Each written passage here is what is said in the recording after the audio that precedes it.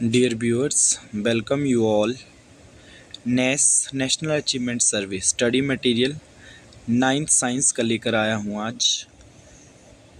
जैसे कि आपको पता है कि 19 नवंबर को नेशनल अचीवमेंट सर्वे का एग्ज़ाम होना है, तो उससे संबंधित कुछ एक स्टडी मटेरियल आप सभी के समक्ष साझा करना चाहूँगा।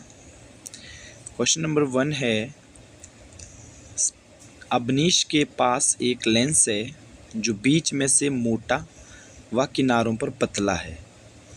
उस लेंस से वह सूर्य के प्रकाश में अपने मित्र के हाथ पर झलका गिराता है। थोड़ी देर में ही मित्र के हाथ की त्वचा जलने लगती है। तो बताइए अवनीश के पास कौन सा लेंस है। देखिए, लेंस जो है वो दो प्रकार के होते हैं। एक लेंस होता है जो बीच से मोटा और किनारों से पतला होता है। उस लेंस को हम कॉन्वेक्स लेंस कहते हैं,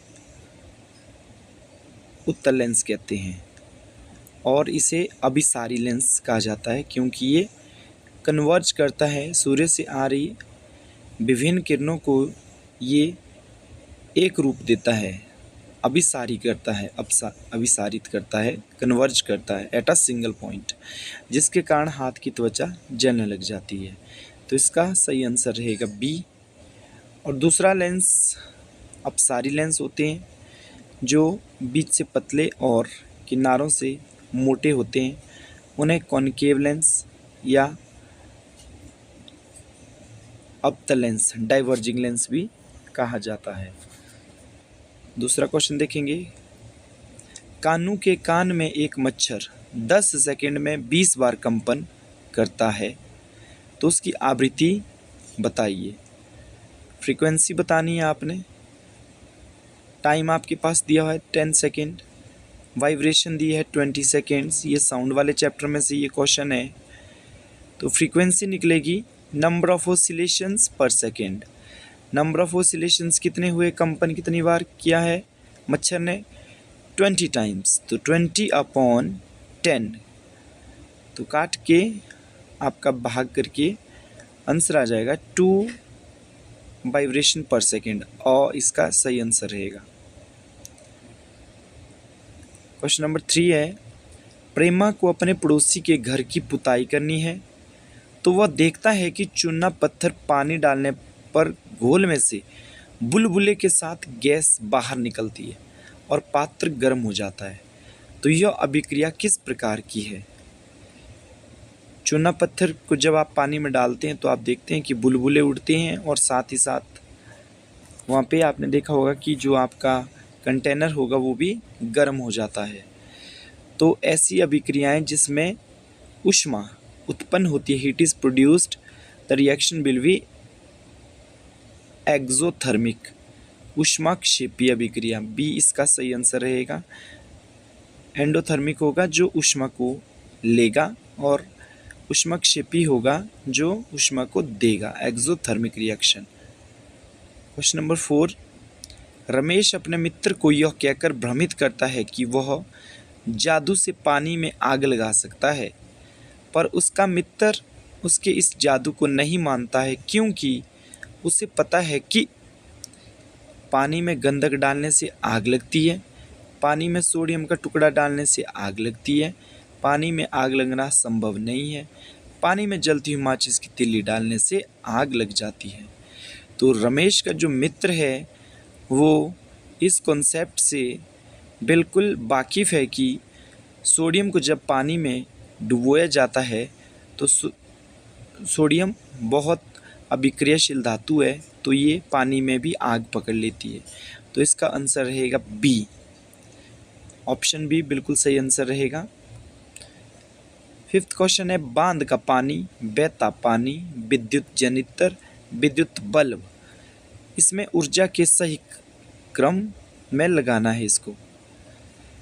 जैसा कि आपको पता है, बांध के पानी जो स्टोर्ड वाटर होता है उससे टरबाइन चलाए जाते हैं जिसमें पानी बहता है, पंखा घूमता है, साथ ही साथ जो एनर्जी प्रोड्यूस होती है उसको विद्युत जनरेटर में कलेक्ट किया जाता है और विद्युत बल्ब तक पहुंचा दिया जाता है।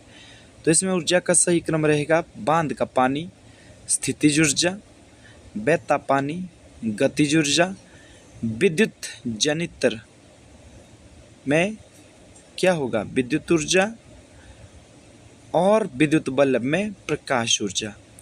तो इसका सही आंसर रहेगा ऑप्शन अ। छठा क्वेश्चन है बच्चों, आपके विद्यालय से घर जाते समय अचानक मौसम खराब होने से त्वरित झंझावात की स्थिति बन जाती है, थंडरस्टॉर्म होता है। ऐसे में आप अपना बचाव कैसे करेंगे? त्वरित और थंडर से आप अपने आप को कैसे बचाएंगे? किसी बड़े पेड़ के नीचे आश्रय लेंगे, ज़मीन पर लेट जाएंगे, खुले स्थान पर जाकर खड़े हो जाएंगे, किसी बंद भवन में शरण लेंगे। तो जब भी आसमानी बिजली या थंडरस्टॉर्म के साथ लाइटनिंग होती है तो आप अपने आप को किसी बंद भवन में शरण लेंगे। तो इसका 2 ऑप्शन सही रहेगा। 7वां क्वेश्चन है, कैलाइडोस्कोप में तरह तरह के पैटर्न बनाने के लिए उपयोग किए जाते हैं। कैलाइडोस्कोप आपने देखा होगा जिसमें इमेजेस हम देखते हैं, एक दूसरे के समांतर दर्पण रखे जाते हैं, उसमें एक दूसरे से किसी कोण पर रखे दर्पण होते हैं, उसमें एक दूसरे से सटा कर रखे दर्पण होते हैं उसमें, और तथा व दोनों। तो इसका जो सही आंसर रहेगा और तथा व दोनों, जिसमें समांतर दर्पण एक दूसरे के समान अंतर पर रखे जाते हैं और एक दूसरे से किसी कोण पर रखे जाते हैं। तो इसका सही आंसर रहेगा क्वेश्चन नंबर 8 है, कितने डिग्री के कोण पर दर्पणों को रखने पर 3 प्रतिबिंब प्राप्त होते हैं? बच्चों, जब भी नंबर ऑफ इमेजेस आपने फॉर्म करनी है तो आपके पास एक फॉर्मूला रहता है 360/θ-1। यहाँ पे थीटा दिया है 90 डिग्री, 360/90, 90 60 45 30। तो नंबर ऑफ इमेजेस कितनी बननी चाहिए बच्चों? 3, यानी कि 360/90 डिवाइड करके आएगा आपके पास 4 4 - 1 हो जाएगा 3। तो इसका सही आंसर रहेगा 90 डिग्री। 9वां क्वेश्चन है, जब प्रकाश की किरण सघन माध्यम से विरल माध्यम में प्रवेश करती है तो आपतन कोण का मान अपवर्तन कोण के मान से होगा। तो ये रिफ्रैक्शन का क्वेश्चन है बच्चों।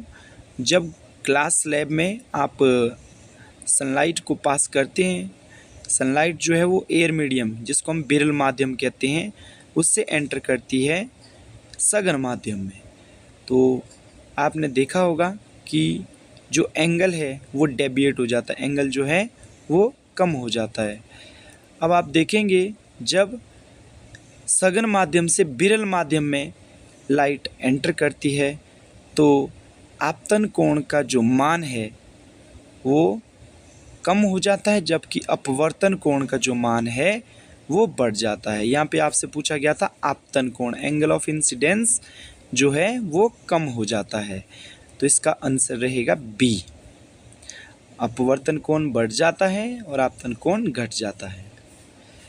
10th क्वेश्चन है, अनिल ने आलू की कलिकाओं को काटकर ज़मीन में बो दिया। वह आलू की खेती करने के लिए किस विधि का प्रयोग कर रहा है? अब आपने देखा होगा कि जब हम आलू की आइज़ को देखकर काटते हैं तो आप देखते होंगे कि आलू जो है वो पौधे का कौन सा भाग होता है? आलू जो है वो पौधे का तना कहलाता है। यदि बीज के अलावा हम किसी पौधे को उगा रहे हैं तो इसका मतलब हम वेजिटेटिव प्रोपेगेशन यानी कि कायिक जनन की सहायता से पौधे को रिप्रोड्यूस कर रहे हैं। तो इसका ऑप्शन होगा बी। 11वां क्वेश्चन है बच्चों, सोनू ने मैग्नीशियम के तार को जलाया, इससे बनी राख में थोड़ा पानी मिलाकर विलयन बनाया। देखो बच्चों, मैग्नीशियम का तार है उसे जलाया गया और एक सॉल्यूशन बनाया गया जो राख बनी थी। फिर उसने लाल लिटमस पत्र द्वारा परीक्षण करने पर पाया कि वह नीला हो जाता है। लाल लिटमस जो है वो नीला हो गया और नीले पर कोई प्रभाव नहीं पड़ता है। तो बताइए कि उस विलयन की प्रकृति क्या है। तो यदि लाल लिटमस नीला हो जाता है तो उसकी जो प्रकृति होगी वो होगी क्षारीय। यदि नीला लिटमस लाल होता तो उसकी प्रकृति होती अम्लीय। यदि दोनों लिटमस पर कोई प्रभाव ना पड़ता तो होगा उदासीन। तो बच्चों इसका सही आंसर रहेगा बी, क्षारीय।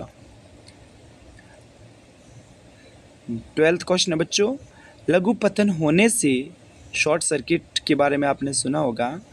लघु पतन होने से परिपथ में अत्यधिक विद्युत धारा प्रवाहित होने से घर के विद्युत उपकरणों में आग लग सकती है। इस दुर्घटना से बचने के लिए क्या करते हैं? फ्यूज तार को परिपथ में समांतर क्रम में लगाएंगे, फ्यूज तार को परिपथ में श्रेणी क्रम में लगाएंगे, आग को बुझाने का प्रयास करेंगे, इनमें से कोई नहीं। देखो बच्चों, जब फ्यूज तार को आप श्रेणी क्रम में लगाते हैं तो उसकी जो रेसिस्टेंस है वो बढ़ जाती है, जिसके कारण विद्युत धारा जो है वो कम प्रवाहित सर्किट के अंदर होगी और स्पार्किंग होने की संभावना कम होगी। तो इसका मतलब इसका आंसर है बच्चों बी, फ्यूज तार को परिपथ में श्रेणी क्रम में लगाएंगे।